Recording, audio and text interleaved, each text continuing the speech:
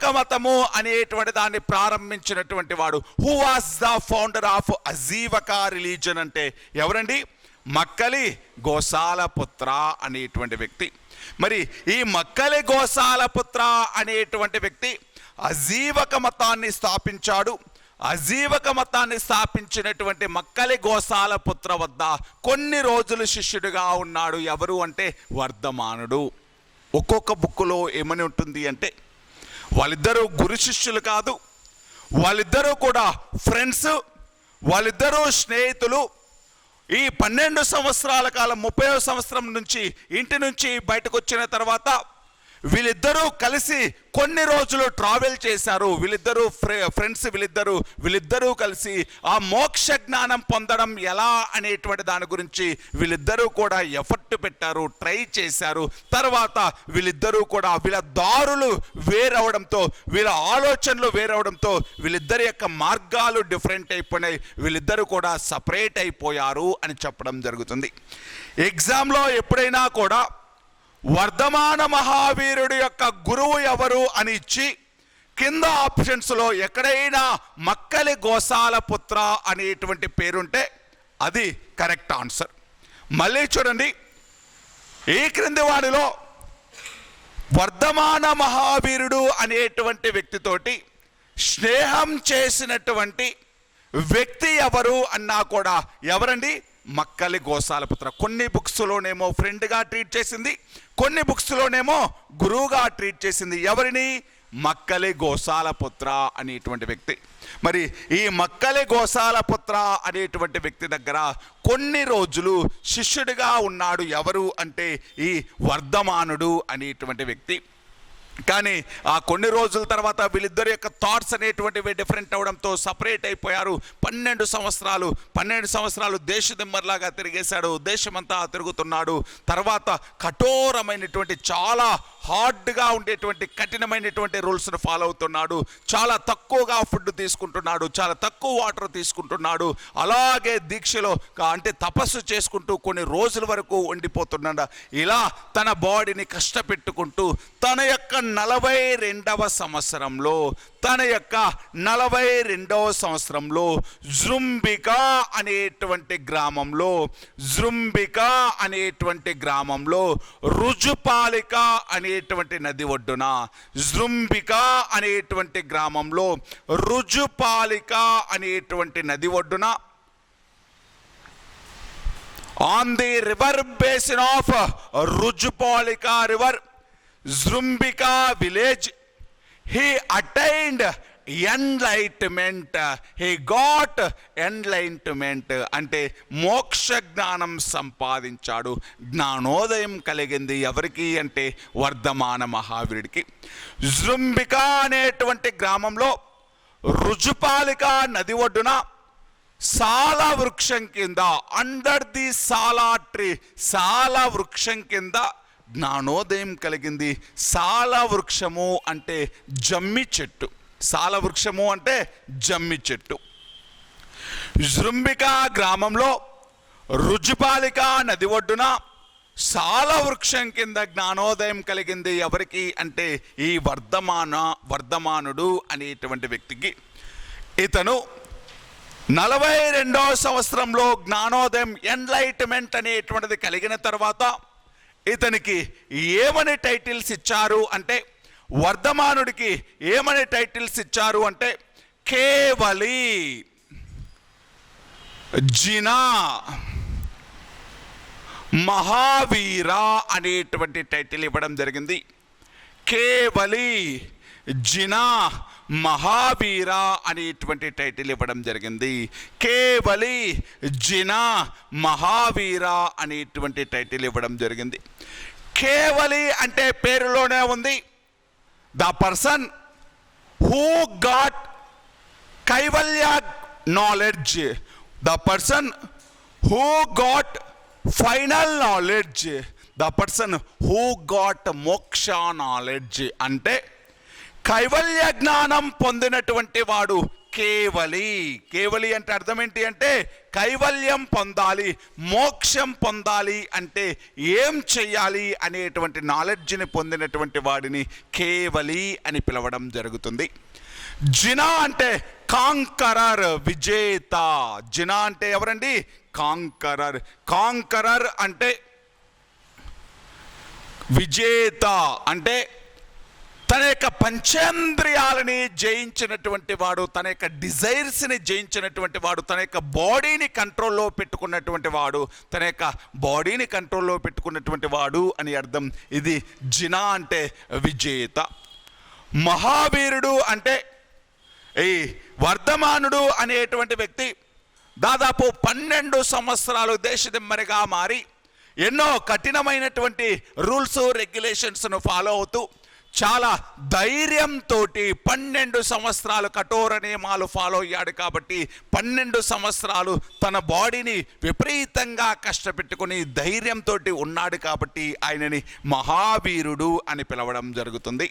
అంటే 42వ సంవత్సరంలో మోక్ష జ్ఞానం పొందిన తర్వాత, జ్ఞానోదయం కలిగిన తర్వాత అతనికి ఏమని టైటిల్స్ ఇచ్చారు అంటే కేవలి, జినా, మహావీర.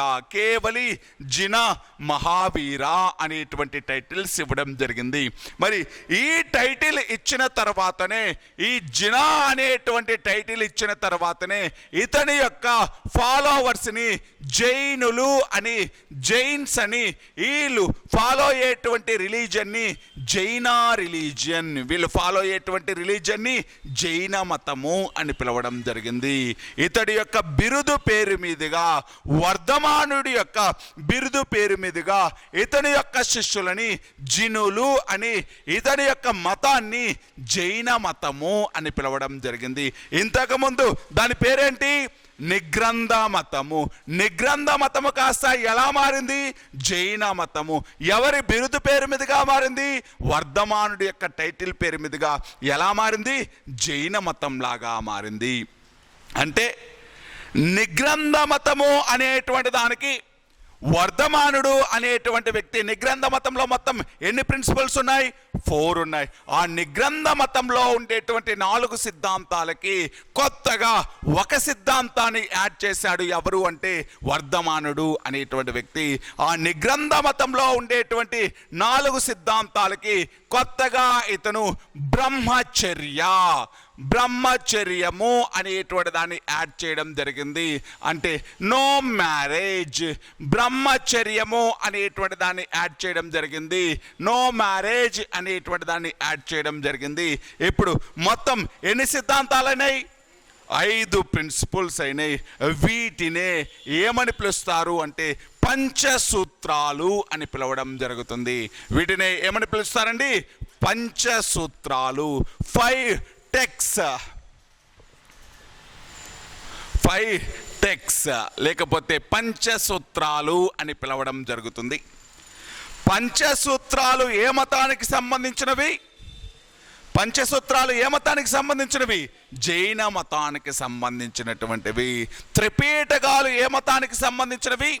బౌద్ధ మతానికి సంబంధించినవి. ఒక్కసారి ఇంతవరకు చూడండి వర్ధమానుడు గురించి, మళ్ళీ ఇంకొకసారి చూద్దాం. వర్ధమానుడు అనేటువంటి వ్యక్తి ఏ వంశానికి సంబంధించిన వ్యక్తి అంటే జ్ఞాతిక. ఇది రాసుకోండి. అతడి యొక్క క్లాన్ ఏంటి అంటే జ్ఞాతిక వంశానికి చెందినటువంటి వ్యక్తి. వర్ధమానుడు అనేటువంటి వ్యక్తి జ్ఞాతిక వంశానికి సంబంధించినటువంటి వ్యక్తి, వజ్జీ రాజ్యానికి సంబంధించినటువంటి వ్యక్తి. ఇతడు సిద్ధార్థుడు మరియు త్రిశాల అనేటువంటి వాళ్ళకి క్రీస్తు పూర్వం 540వ సంవత్సరంలో కుందా అనేటువంటి గ్రామంలో జన్మించాడు. మరి ఈ వర్ధమానుడు అనేటువంటి వ్యక్తి క్షత్రియుడు. వీళ్ళ యొక్క పేరెంట్స్ అనేటువంటి వాళ్ళు నిగ్రంథ మతాన్ని ఫాలో అవుతూనే ఉన్నారు. వర్ధమానుడు అనేటువంటి వ్యక్తి 30 సంవత్సరాల వరకు ఫ్యామిలీ లైఫ్ను లీడ్ చేశాడు. ఇతని యొక్క వైఫ్ పేరు యశోద. ఇతనికి ఒక కూతురు ఉంది. ఆవిడ పేరు ప్రియదర్శి లేకపోతే అన్నోజీ దేవి. ఈ ప్రియదర్శి లేకపోతే అన్నోజీదేవిని తన మేనల్లుడైనటువంటి జామాలికిచ్చి పెళ్లి చేసినాడు వర్ధమానుడు అనేటువంటి వ్యక్తి. తన యొక్క 30వ సంవత్సరంతో తల్లిదండ్రులు ఇద్దరినీ కూడా లాస్ అవ్వడంతో ఇంకా ఫ్యామిలీ లైఫ్ని మొత్తాన్ని కూడా వదిలేసి ఈ ఫైనల్ నాలెడ్జ్ అనేటువంటి దాన్ని పొందడం కోసం ఇతను దేశదిమ్మరిలాగా దేశమంతా కూడా సంచరించే సమయంలో మక్కలి గోసాలపుత్ర అనేటువంటి వ్యక్తితోటి పరిచయం ఏర్పడింది. మక్కలి గోసాలపుత్ర దగ్గర కొన్ని రోజులు ఇతను స్టూడెంట్గా కూడా ఉన్నాడు. కాకపోతే వీళ్ళిద్దరి యొక్క థాట్స్ డిఫరెంట్ అవడంతో అతడి నుంచి విడిపోయాడు వర్ధమానుడు. ఇలా విడిపోయి 12 సంవత్సరాలు చాలా హార్డ్ రూల్స్ అనేటువంటివి ఫాలో అయ్యి తన యొక్క 42nd ఇయర్లో జృంబికా అనేటువంటి గ్రామంలో, బీహార్లో ఉందండి జృంబికా అనేటువంటిది, జృంబికా అనేటువంటి గ్రామంలో రుజుపాలిక అనేటువంటి నది ఒడ్డున సాల వృక్షం కింద జ్ఞానోదయం కలిగింది వర్ధమానుడికి.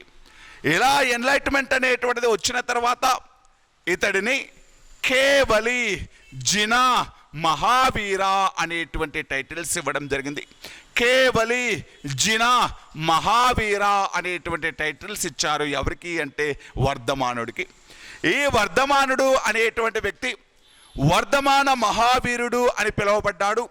ఈ వర్ధమాన మహావీరుడు అనేటువంటి వ్యక్తి ఇంతకుముందు పార్శ్వనాథుడు ప్రీచ్ చేసినటువంటి నిగ్రంథ సిద్ధాంతాలైనటువంటి 4 సిద్ధాంతాలకి కొత్తగా ఇంకొక సిద్ధాంతాన్ని యాడ్ చేయడం జరిగింది.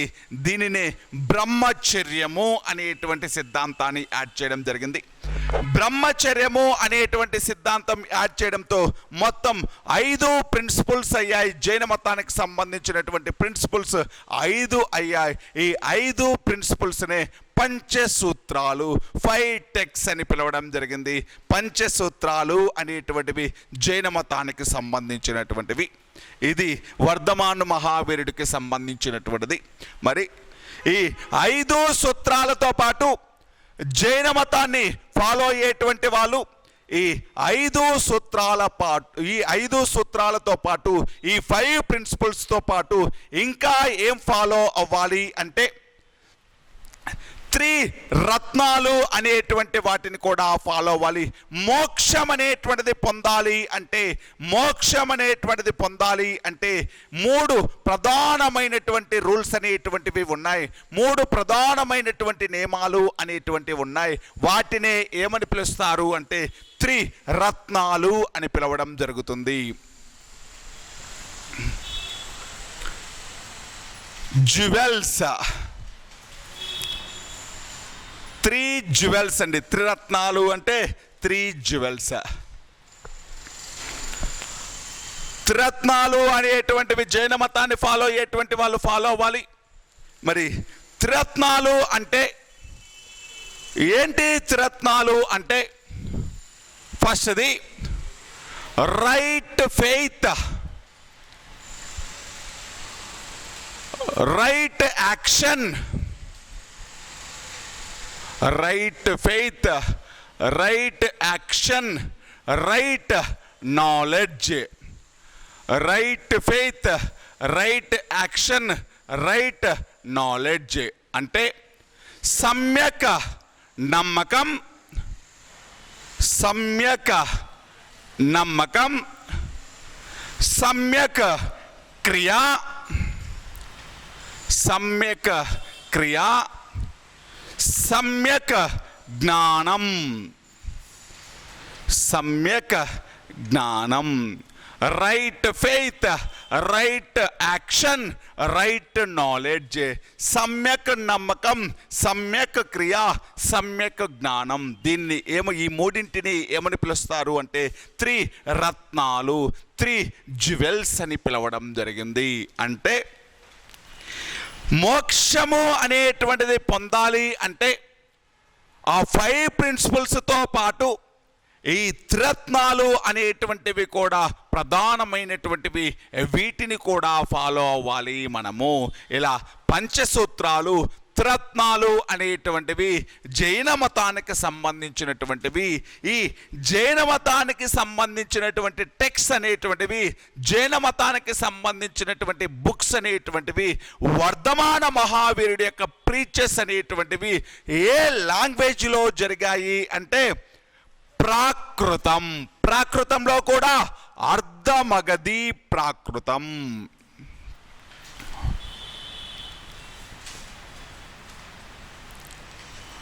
అర్ధమగధి ప్రాకృతం.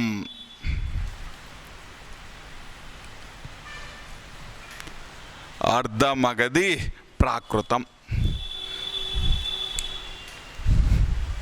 ఒక్కోసారి ప్రాకృతం అని ఇవ్వకుండా జస్ట్ అర్ధమగధి అని ఇస్తాడని. జైన మతానికి సంబంధించినటువంటి లిటరేచర్, జైన మతానికి సంబంధించినటువంటి బుక్స్ అనేటువంటివి ఏ లాంగ్వేజ్లో ఉన్నాయి అంటే అర్ధమగధి ప్రాకృతం. ఒక్కోసారి వర్ధమాన మహావీరుడు ఏ లాంగ్వేజ్లో ప్రీచ్ చేశాడు అని ఉంటుంది. ఏ లాంగ్వేజ్లో ప్రీచ్ చేశాడు? అర్ధమగధి ప్రాకృతం. అంటే ఇవన్నీ పంచసూత్రాలైనా త్రిరత్నాలైనా కూడా ఏ మతానికి సంబంధించినవి? జైనం. ఏ మతానికి సంబంధించినవి? జైన మతం. జైన మతం యొక్క ఇనీషియల్ నేమ్ ఏంటి? నిగ్రంథ మతము. నిగ్రంథ మతము అని ఎవరి మతాన్ని పిలుస్తారు? పార్శ్వనాథుడు స్టార్ట్ చేసినటువంటి మతాన్ని. నిగ్రంథ మతంలో మొత్తం ఎన్ని రూల్స్ ఉన్నాయి, ఎన్ని ప్రిన్సిపల్స్ ఉన్నాయి? 4. దీనికి కొత్తగా వర్ధమాన మహావీరుడు యాడ్ చేసినటువంటి ప్రిన్సిపల్ ఏంటి? బ్రహ్మచర్యము అనేటువంటిది. త్రిరత్నాలు అంటే ఏంటి? సమ్యక్ జ్ఞానం, సమ్యక్ నమ్మకం, సమ్యక్ క్రియ. సమ్యక్ జ్ఞానం, సమ్యక్ నమ్మకం, సమ్యక్ క్రియ అనేటువంటివి త్రిరత్నాలు అని పిలవడం జరుగుతుంది.